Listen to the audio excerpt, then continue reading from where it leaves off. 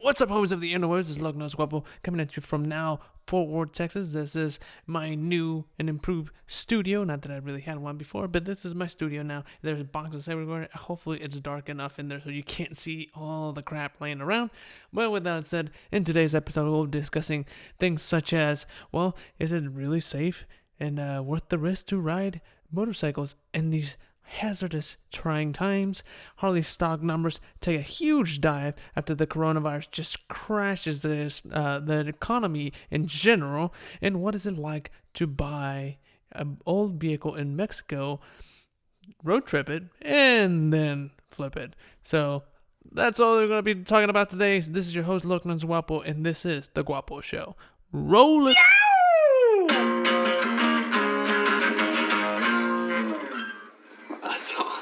Alright, so with the recent news from the White House proclaiming these projection numbers of total deaths in the upcoming weeks from 100,000 to 260,000, first of all, the 160,000 range is kind of a lot.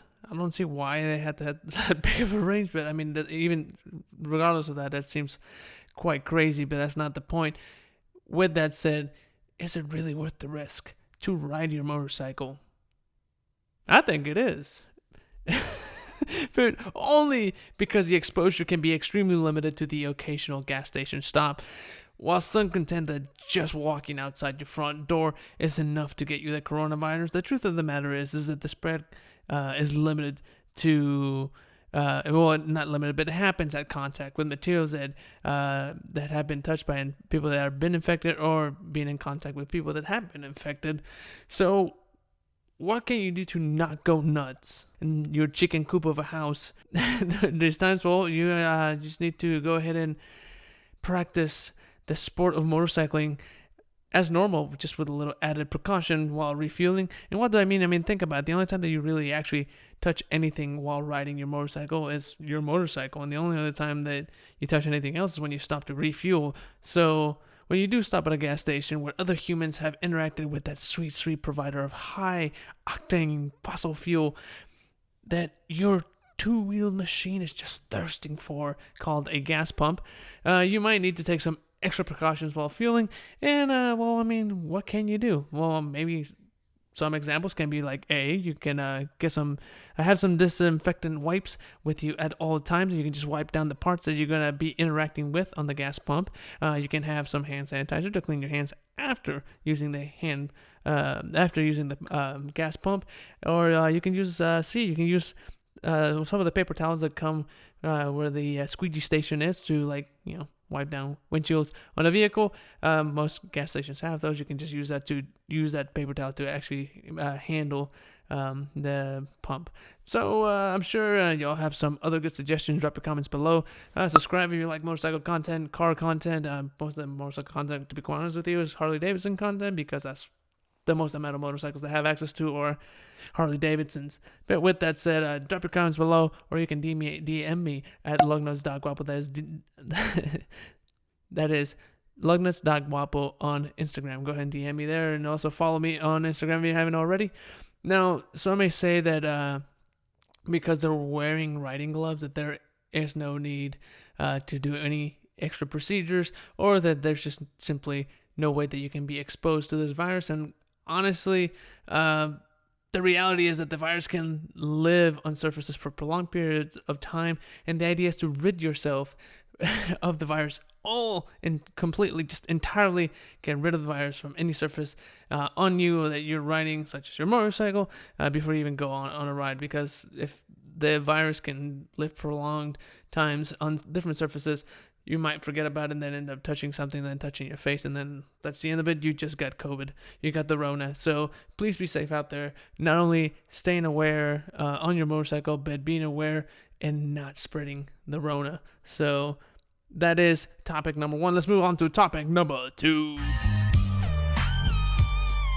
So Harley was already suffering from declining sales for years, and the factory when I say the factory, obviously I mean the company Harley-Davidson had decided to part ways with Matt Levitage, and they said he stepped down, but really he was fired.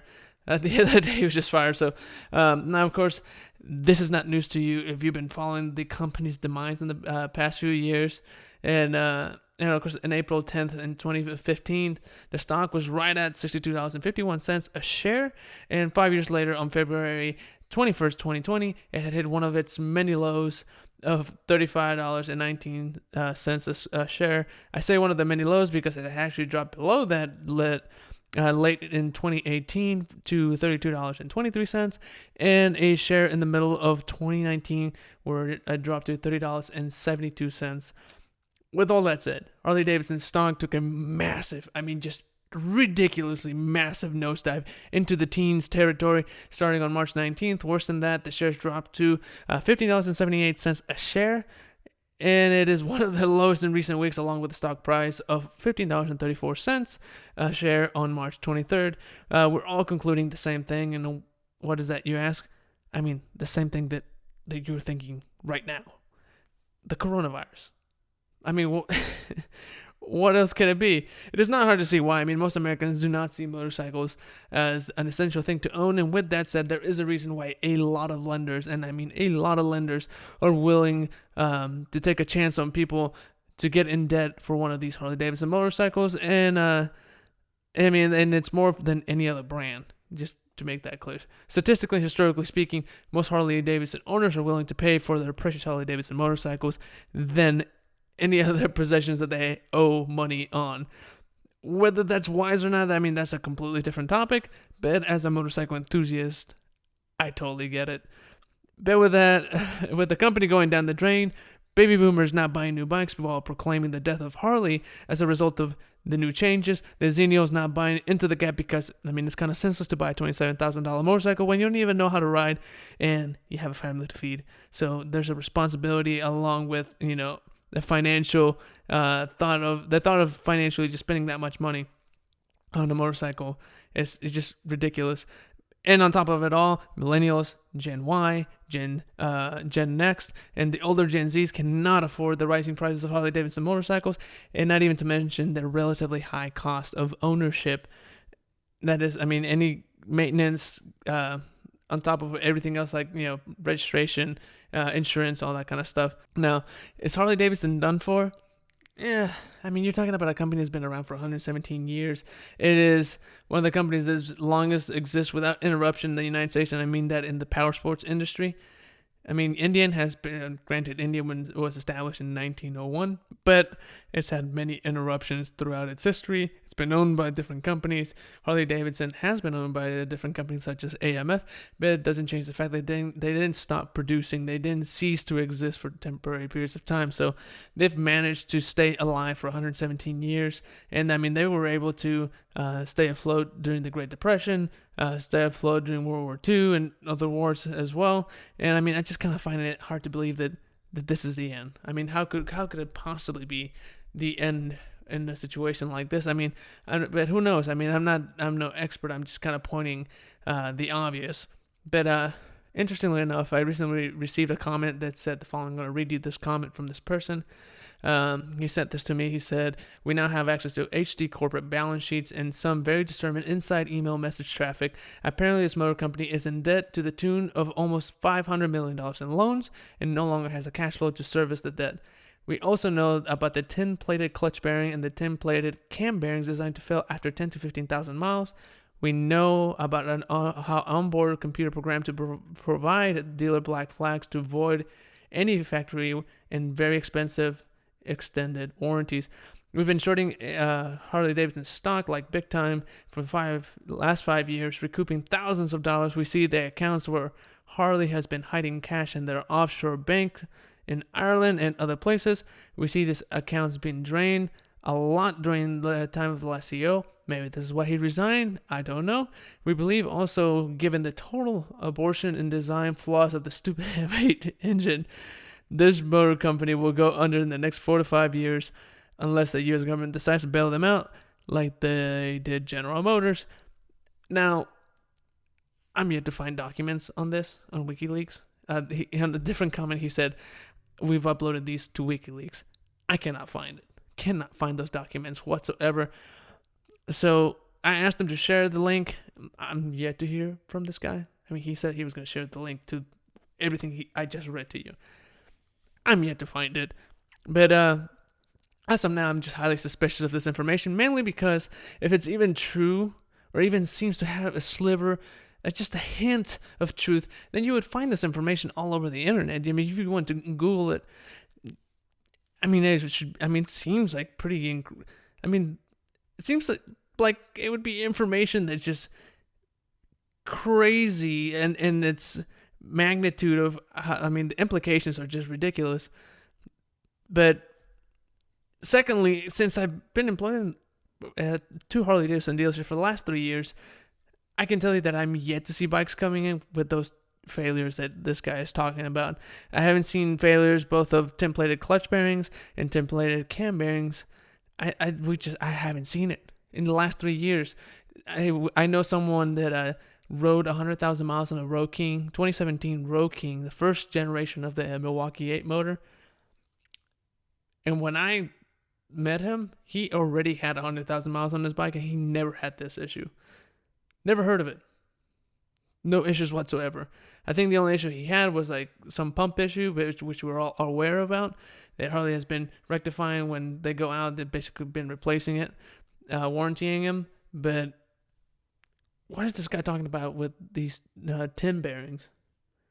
I've never heard of it.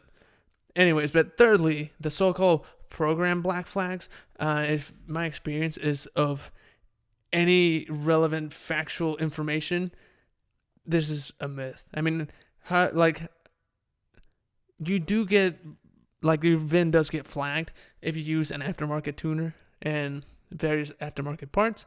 I mean, I understand why you're not using Harley-Davidson parts, so they didn't test it, so they can't warranty something that they haven't tested. They can't just put an SNS part in there and then warranty it, or take the time and money to take someone else's product and put it into their engine, test it to make sure that they wouldn't void the warranty. It wouldn't cause issues, therefore voiding the warranty. But you also have to understand, Harley-Davidson has been in trouble with the government before regarding their tuners. It's not. I mean, you don't want, when a company is doing this bad, you do not want to lose any more money. You don't want to hemorrhage money. You're trying to save as much as you can, trying to save the company. I get it. To say that this is a stupid policy, it's foolish. It really is. It is foolish to think that they're stupid for having the current warranty policy in place. But you have to remember, again, they got in trouble already one time. That there's no need to do that twice. So, but if the conspiracy statement that I just read to you is in any way true, I mean, I think the company is toast. I mean, there is no ifs, ands, or buts. But then again, none of this information makes sense, like, at all. Doesn't make sense. It doesn't seem to relate to reality, but I mean, who am I to know? But one more thing to add is bringing new riders into the sport. Harley-Davidson has tried this for years, and in some cases successfully, but they implemented this a long time ago. And apparently, somewhere, I don't remember where I heard this, but they said they've created tension between the company and its dealerships. I can kind of see that. I've never heard of it. But the truth of the matter is that the dealership is responsible to run these MSF programs, and frankly, most dealerships are pretty terrible at it. They suck a lot, and they say that it's too expensive or whatever. It is higher priced, but the experience is actually a lot better than a lot of other of these MSF courses now, or writing courses rather. But in my experience, I've been on both sides, the unsuccessful side and the successful side of this, and it can be properly done. And our dealership, in fact, had hired this guy. And let me backtrack. So when I got hired, the conversion rate, it was not good. And what I mean by that is from MSF graduate to new Harley owner. So the whole concept of training people into the sport is so they can eventually become a consumer and enjoy the product that is Harley-Davidson.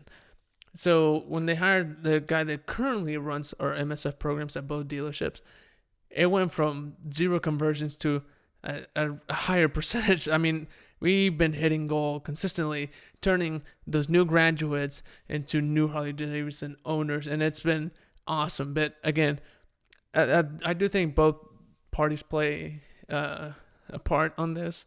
It's not just the dealerships. Obviously, the company has failed to do a couple things, but I do think that it is the dealership's responsibility to make this process happen, to convert graduates to Harley owners. So, I mean, obviously, there's a lot more issues than that. Those are just kind of like the first ones that came to mind. And of course, let's move on to topic number 3. So, if you follow me, you know that I don't even know how long it's been. It's probably been like 3 months by now. But I decided that I was gonna buy a one-way ticket. Gave myself 2 days, one day to fly, 2 days to basically be in Mexico to find a vehicle, and then the last day to drive back. So I gave myself 4 days total. And if you really want to know why I did it, well, first of all, personal joy and experience. I really always wanted. For some reason, it seemed like there would be a lot of issues, and for some reason, I like pain, and because I'm an idiot. So I just wanted the experience of buying something that's unknown to me. No, I don't know the history. I don't know much about the vehicle, and if it's old, that's bound to break. So I just wanted the experience of road tripping a car that I just paid very little for. So the other part of it was I wanted to create YouTube content, just because I wanted to share it with you guys. I want to share my pain with you guys. And again, social media opportunity. There was a lot of content that did really well on my Instagram, and I'm so thankful for everybody that supported me. And of course, I wanted to flip it. I needed to make some cha-ching. And of course, the timeline of how it all went down is I left on a Thursday morning. I woke up at 3:30 in the morning. My flight left like at 5 or something like that. And I landed in Mexico City. My layover was like 2 hours. Went from Mexico City to my hometown of Saltillo, Coahuila, Mexico. I was picked up by a family member. And then after that, obviously the first day, I kind of took it easy because when you're in Mexico, you have to have Mexican food. And it was, so glorious. And right after that, the next day, prior to all of this, I had already done a whole bunch of research and looked for for buses. First of all, VW buses, VW Bugs, VW Brazilias, and Datsun 510s. The truth of the matter is I immediately scratched Datsun 510s because I don't know anything about those engines, and not that I knew a whole bunch about VW Bug engines, but I did know that they were very easy to work on, and there's parts galore for these things in Mexico. So I started with buses because that's what I've always wanted. Couldn't find one to save the few that I found are super expensive, in rough shape, like they weren't going to make it to the United States if I bought them. So after the first day of complete failure, I decided to go ahead and start looking at VW Bugs and VW Brazilias.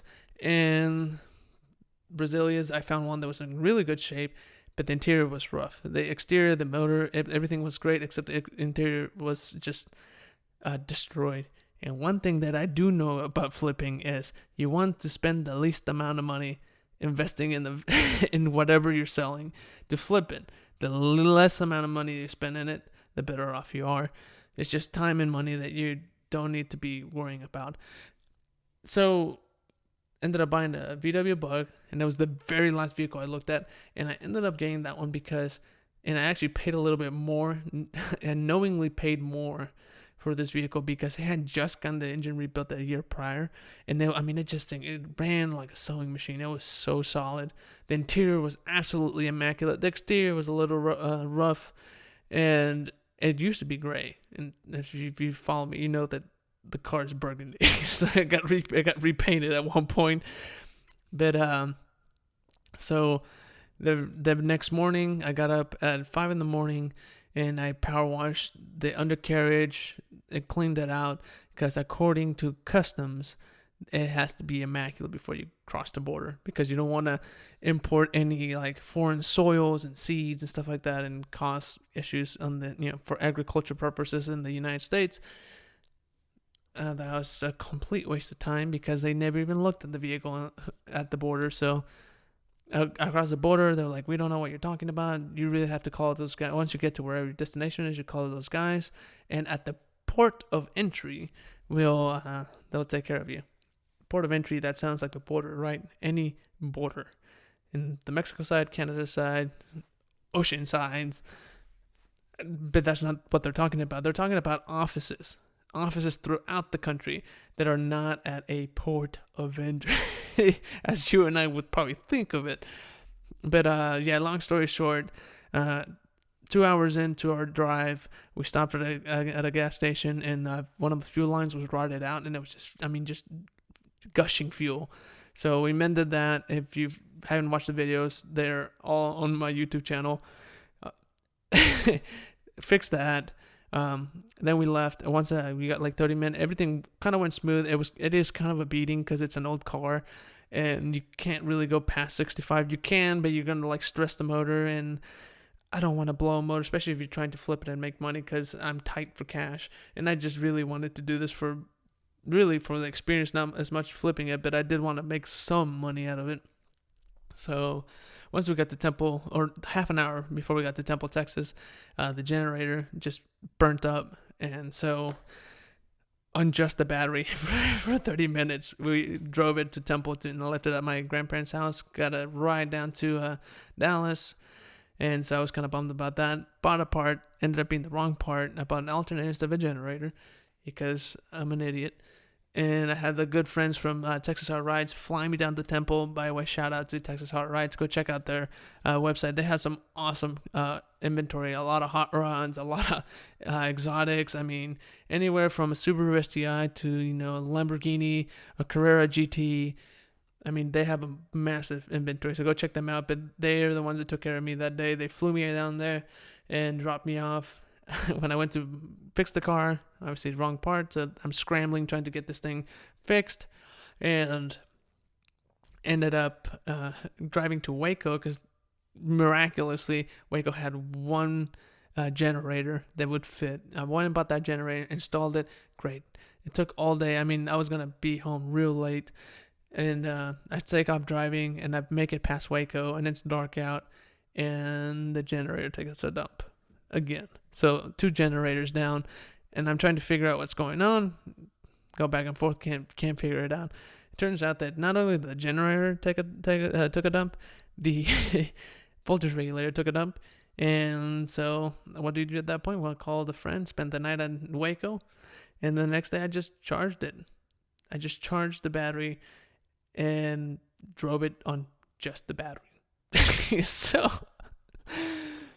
that's how it went down. Drove it all the way down to Dallas, and I made 2 blocks from my apartment, and it died. Literally 2 blocks away from my apartment. So I had to have my wife come jumpstart it and charge it enough to make it to the apartment, which we did.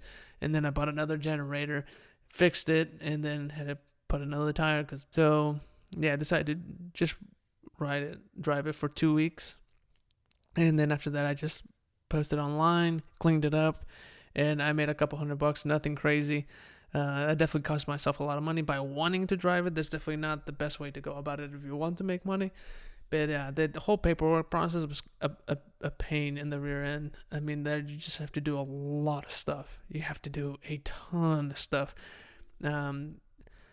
At the end of the day, it was a good learning experience. I would totally do it again. And if y'all want me to do that, if you enjoy the first one, which I honestly think I didn't do a great job documenting it, and I definitely would like an opportunity to do it again. I obviously can't do it now because of COVID-19. Borders are closed. Can't do much about that. So hopefully in the future, God willing, I'll do it again, and it'll be a lot of fun, and I'll do a way better job documenting that. So that's all I got for you guys on this particular episode, podcast, whatever you want to call this. And, in the meantime, ride safe, drive safe, and I'll see you on the flip side. Later.